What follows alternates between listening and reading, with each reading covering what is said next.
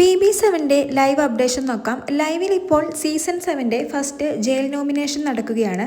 കഴിഞ്ഞ ദിവസം ഇവർക്ക് ഒരു ടാസ്ക് കൊടുത്തിരുന്നു, ഭാഗ്യത്തിൻ്റെ പണിപ്പെട്ടി എന്ന് പറയുന്നത്.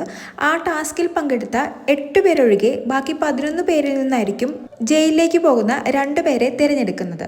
ക്യാപ്റ്റനായ അനീഷിന് ഈ തവണ ഒരാളെ ഡയറക്റ്റായിട്ട് ജയിലിലേക്ക് നോമിനേഷൻ ചെയ്യാനുള്ള പവറുണ്ട്.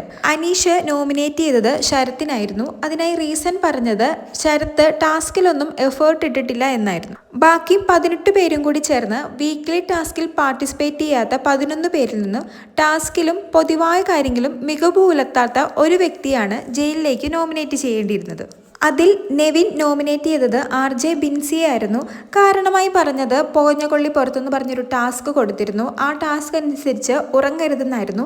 എന്നിട്ടും നല്ല രീതിക്ക് RJ ബിൻസി കിടന്നുറങ്ങി എന്നാണ് നെവിൻ പറഞ്ഞത്. പിന്നീട് വന്നത് ഒനീലായിരുന്നു. ഒനീൽ സെലക്ട് ചെയ്തത് അനുമോളെയായിരുന്നു. കാരണം അനുമോള് ഫ്ലോർ ടീം ആണെങ്കിലും യാതൊരു വർക്കും ചെയ്തത് കണ്ടില്ല എന്ന് പറഞ്ഞ് അനുമോളെയാണ് നോമിനേറ്റ് ചെയ്തത്. ശരത്ത് നോമിനേറ്റ് ചെയ്തത് ശൈത്യയായിരുന്നു. ശൈത്യ ഒട്ടും ആക്റ്റീവ് അല്ല എന്നുള്ളൊരു റീസൺ കാരണമാണ് ശൈത്യനെ നോമിനേറ്റ് ചെയ്തത്. പിന്നീട് വന്നത് രേണു ആണ്. ഒട്ടും ആക്റ്റീവ് അല്ല എന്ന റീസൺ കാരണം രേണു നോമിനേറ്റ് ചെയ്തത് രഞ്ജിത്തിനെയായിരുന്നു. അനുമോൾ നോമിനേറ്റ് ചെയ്തത് ശൈത്യനെ ആയിരുന്നു. സെയിം റീസൺ, ഇനാക്റ്റീവ് ആയത് കാരണമാണ് ശൈത്യനെ നോമിനേറ്റ് ചെയ്തത്.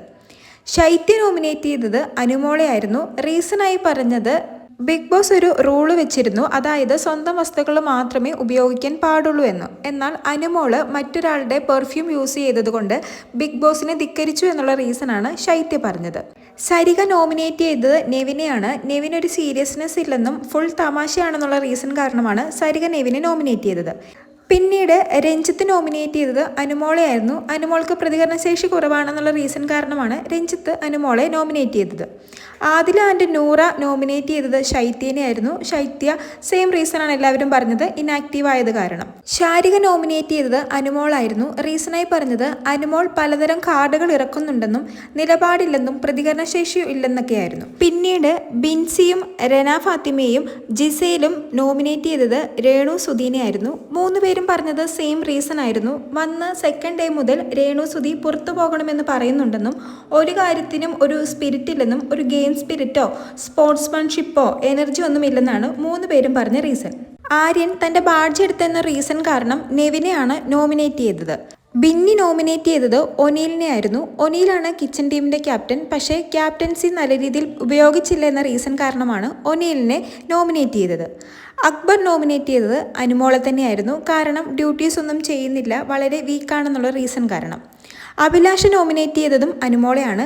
സെയിം റീസൺ ആയിരുന്നു, അനുമോൾക്ക് പ്രതികരണശേഷി ഇല്ല എന്നുള്ളത്. ഷാനവാസ് നോമിനേറ്റ് ചെയ്തത് ബിൻസിനെ ആയിരുന്നു. പുകഞ്ഞ കൊള്ളി പുറത്ത് എന്ന് പറയുന്ന ടാസ്കിൽ ബിൻസി നല്ല രീതിയിൽ ഉറങ്ങിയെന്നും ഉറങ്ങാത്ത ശൈത്യനെയോ ജിസയിലിനെയോ ഒരു ദിവസം പോലും ബിൻസി പ്രൊട്ടക്റ്റ് ചെയ്തിട്ടില്ല എന്നുള്ള റീസൺ കാരണം ബിൻസിനെയാണ് ഷാനവാസ് നോമിനേറ്റ് ചെയ്തത്. അങ്ങനെ എല്ലാവരുടെയും വോട്ടിങ്ങിന് ശേഷം അനീഷ് ഡയറക്റ്റായിട്ട് നോമിനേറ്റ് ചെയ്ത ശരത്തിൻ്റെ ഒപ്പം ഈ തവണ ജയിലിലേക്ക് നോമിനേറ്റ് ആയിരിക്കുന്നത് 6 വോട്ടുകളോടുകൂടി അനുമോളാണ്.